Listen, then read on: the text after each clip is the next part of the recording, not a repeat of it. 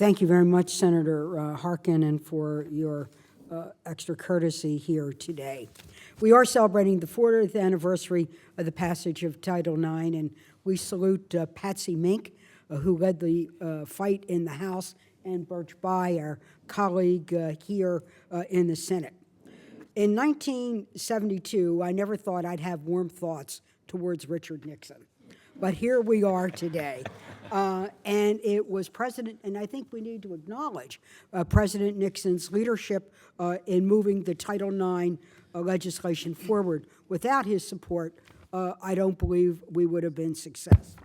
Title IX is regarded as one of the most important pieces of legislation in advancing opportunities for women and girls.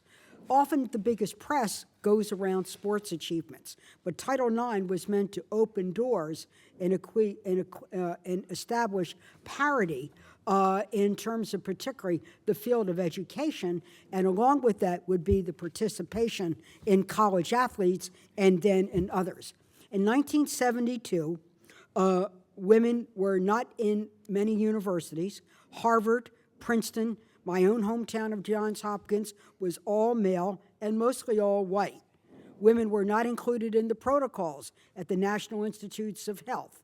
And whenever a woman achieved something, she was viewed as a celebrity rather than as a scholar or as an outstanding athlete.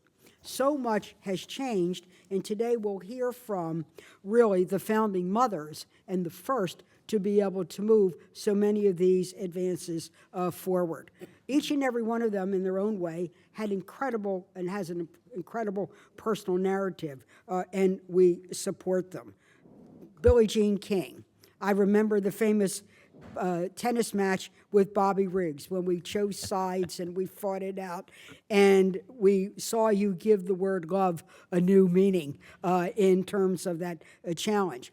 But I also remember, as we move the legislation forward, and Dr. Jameson is a physician, you'll appreciate this, Dr. Edgar Berman testified, a distinguished Hopkins doctor, a wonderful man, 21st century science, but 19th century attitudes towards gender. And he said women shouldn't be in any of this because we have raging hormones. And I said, in my own way, subtle and discreet, I have raging hormones because of guys like you. Well, we're beyond raging hormones. We're beyond celebrity status.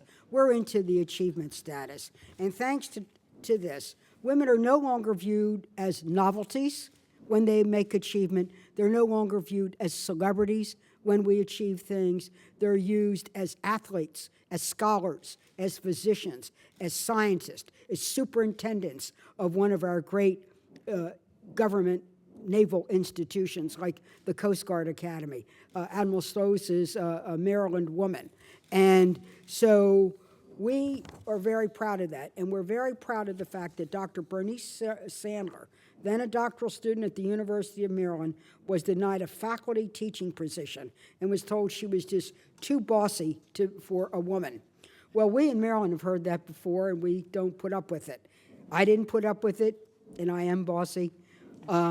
But Dr. Sandler's began to organize. That was the aegis of Title IX. So there have been many achievements. My colleagues in their own way have outlined those. But we're very proud of you. You were the founding mothers. You did break the glass ceilings.